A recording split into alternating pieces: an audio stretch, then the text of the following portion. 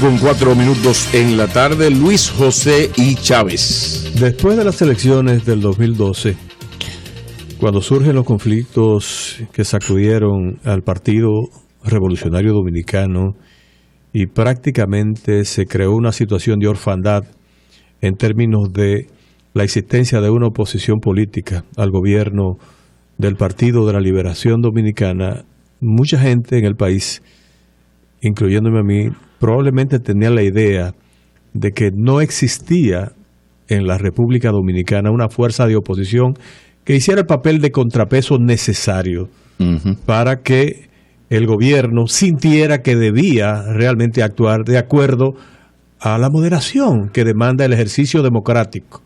Porque a fin de cuentas lo que garantiza el ejercicio pleno de la democracia y de las libertades públicas no es el hecho exclusivo de que estén consagrados, por ejemplo, en una constitución o en las leyes adjetivas, sino también de que surja un contrapeso, donde juega su papel, por ejemplo, la opinión pública, los partidos políticos de oposición, los poderes fácticos, las fuerzas sociales. Ese balance es lo que en gran medida sustenta el andamiaje del aparato democrático de una sociedad. Y eso prácticamente se fue diluyendo casi de manera total en los últimos 3 años. Desapareció el Partido Revolucionario Dominicano como fuerza de oposición activa y prácticamente con el PRD desaparecieron la mayoría de los sectores organizados que jugaban ese papel. Lógicamente hay que recordar que en los primeros meses de la gestión de Danilo Medina surgió un vigoroso movimiento de opinión pública que demandaba fundamentalmente el 4% por un lado y por el otro lado castigo a los corruptos. Se hicieron una serie de manifestaciones que obligaron al presidente Danilo Medina a articular una estrategia para cambiar el posicionamiento del gobierno, que en algún momento se sintió prácticamente acorralado. Las cosas cambiaron. Los conflictos del PRD generaron una situación que prácticamente desvió la atención de la opinión pública nacional. En vez de darle seguimiento a los grandes temas del Estado, a los grandes temas de la administración pública, comenzaron a darle seguimiento al conflicto que durante más de 2 años afectaron la vida de la principal institución política histórica de este país, como lo ha sido el Partido Revolucionario Dominicano. En esa situación, evidentemente, el PRD dejó de jugar su papel como contrapeso frente al poder. Y ya se sabe que el Partido de la Liberación Dominicana no solo controla el Poder Ejecutivo, controla la justicia, controla el Congreso, controla los ayuntamientos. Mejor al revés, di la partecita que no controla y así te ahorras tiempo. Bueno, lo controla todo. No, parte del Poder Municipal. No, y después de controlar prácticamente todos los instrumentos que juegan el papel de contrapeso en una democracia, entonces terminaron controlando a los partidos políticos. Ahora, tú dices, Luis José, que el presidente Danilo Medina, el pueblo le aclamaba en ese momento 2 cosas: la lucha contra la corrupción le reclamaba. Y el 4%. Y ni una cosa ni la otra. O sea, si bien se aprobó el 4%, las políticas de Estado que se requieren para mejorar la educación pública, que se pactaron en el Pacto Nacional para la Reforma Educativa, todavía no han entrado en vigor. No es solamente la construcción de aulas y eso, que hay mucho cuestionamiento con el tema de la construcción de las aulas. Y en la lucha anticorrupción en República Dominicana es un fracaso latente y que cuestiono completamente, porque en realidad, y fui una de las esperanzadas, entendía que tal vez había un alito de esperanza. No, eso es una ficción. De que Danilo Medina, la lucha contra la corrupción en la República Dominicana es una ficción. Es una ficción puramente. Yo siempre tengo mis esperanzas y de verdad que en algún momento quisiera ver que en la historia dominicana cerremos el capítulo de la Elizabeth, impunidad. pero yo hice este largo preámbulo solamente para plantearme si después de ese penoso proceso que vivió la vida institucional y democrática de la República Dominicana, comenzamos a visorar un cambio en positivo. Yo lo digo por el acto de ayer, convocado por el Partido Revolucionario Dominicano para formalizar el acto, para formalizar la proclamación de Luis Abinader como candidato presidencial de esa organización política.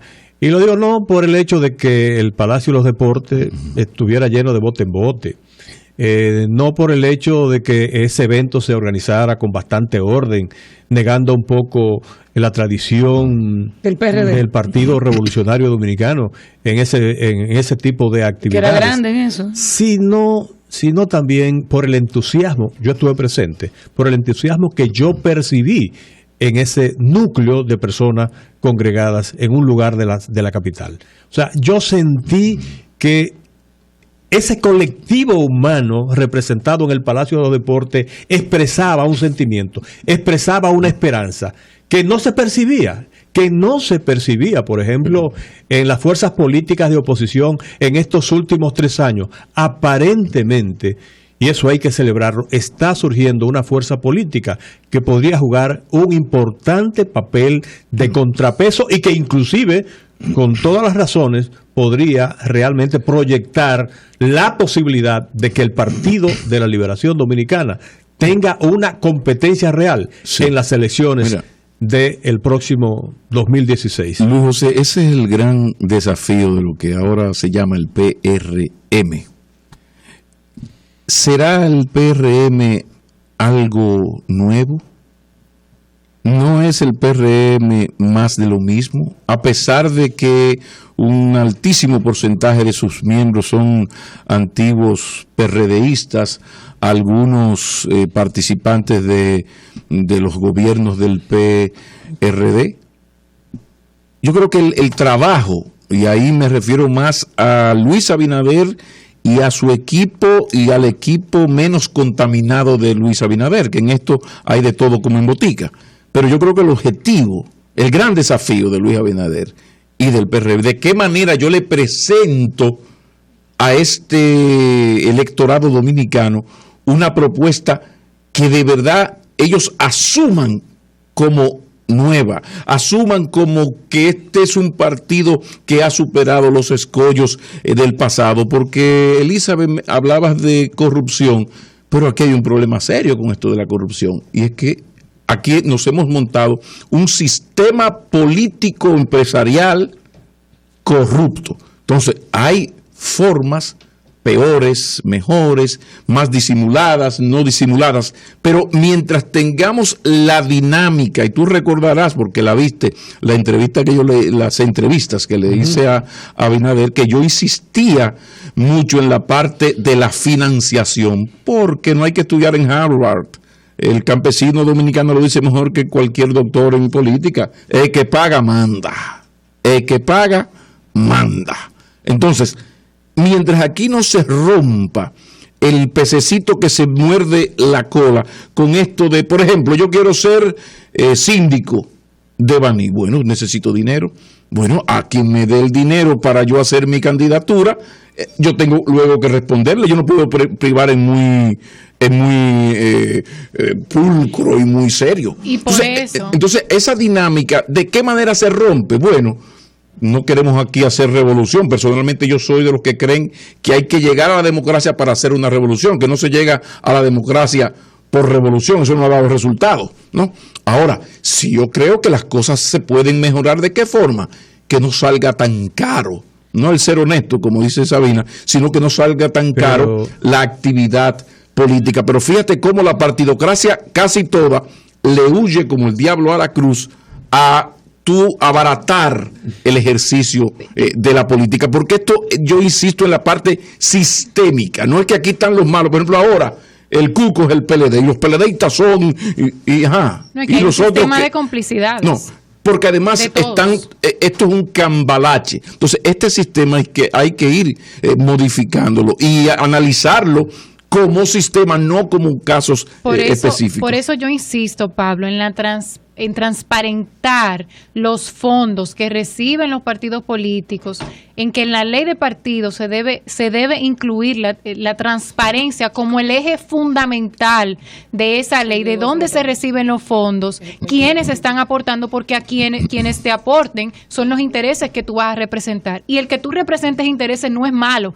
siempre y cuando el pueblo sepa a quién tú estás representando en ese Congreso. Mira, Pablo, pero aparte de eso, Luis José, para yo finalizar este comentario, señores, la impunidad nos ha arropado porque también como ciudadanía lo hemos permitido, porque muchas veces nosotros nos beneficiamos de esa estructura corrupta, y eso es lo que nosotros tenemos que finalizar.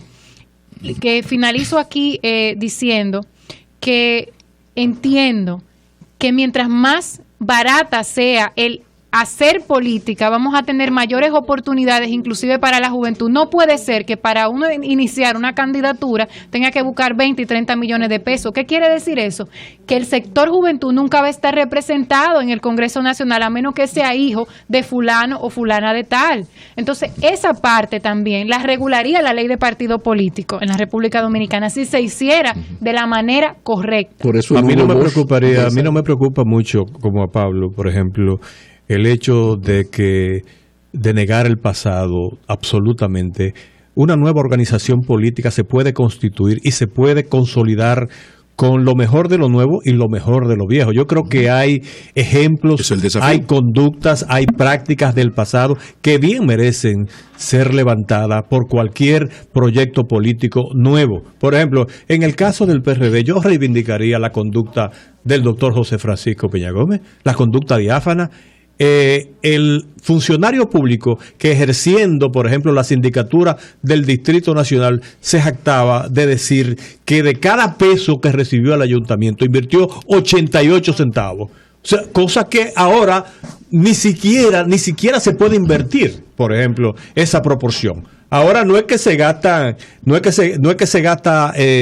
por ejemplo, 12 pesos en obra, es que ni siquiera 12 centavos de un peso se invierte en obras como lo manda, bueno, parecido a lo que manda la ley, que una buena parte de los recursos del ayuntamiento, por ejemplo, se inviertan, o de los ayuntamientos, se inviertan en obras, se inviertan en servicios, cosas que no está pasando. En el ayuntamiento. Pero pero es que también quería pensar en Milagros Ortiz Bosch, que instaló un sistema del PRM que va al poder, y terminaste con Roberto. Pero hablo, no terminé porque no he terminado. Pues continúa, pero mira, sigue con el PRM. Pienso en doña Milagro, el ejemplo de pulcritud y transparencia que ofreció Milagro, por ejemplo, en la gestión de los recursos del Ministerio de Educación. Pienso inclusive en César Sánchez, con quien yo trabajé en la Corporación Dominicana de Empresas Eléctricas Estatales, y me consta, señores, la pulcritud y el celo con que manejaba los recursos de esa institución del Estado. Pienso en Ibelice Prats, también pasada secretaria de Estado de Educación. Pero hablo de Bosch, el ejemplo de Bosch. Hablo del ejemplo de Balaguer, que independientemente... Hablo de Balaguer. Espérate. Un momentito. No, porque no. Pero que en el mismo Balaguer como literario, como poeta. Yo estoy fuera de cualquier sospecha de balaguerismo. Pero el ejemplo, ¿en qué sentido de Balaguer? A mí me nacieron los dientes. O sea, Balaguer no es un ejemplo anticorrupción en este país. No es de anticorrupción. Sino de gestión austera de los recursos. Eso es demasiado relativo. Jóvenes, esa es una discusión larga. Examina el manejo del presupuesto en los 12 y en los 10 años después de la destinado a... Señores, un momentito. Jóvenes, examina. Lo estoy citando como ejemplo. Como ejemplo extremo. Pero que sirve perfectamente para hacer la comparación con lo que pasa ahora. Ok, Luis, ese es un tema largo, pero quizás como colofón de lo conversado hasta ahora, volver a repetirnos en el sentido de que esto de la corrupción siempre ha tenido flores de fango. El problema es que hay todo un sistema donde tú puedes incluso ser muy honesto en términos personales, no tener cuenta bancaria como Joaquín Balaguer y ser el gran armador de una sociedad sumamente corrupta. Son las 4:20 que tenemos cosas pendientes. Ya regresamos, a Mauricio.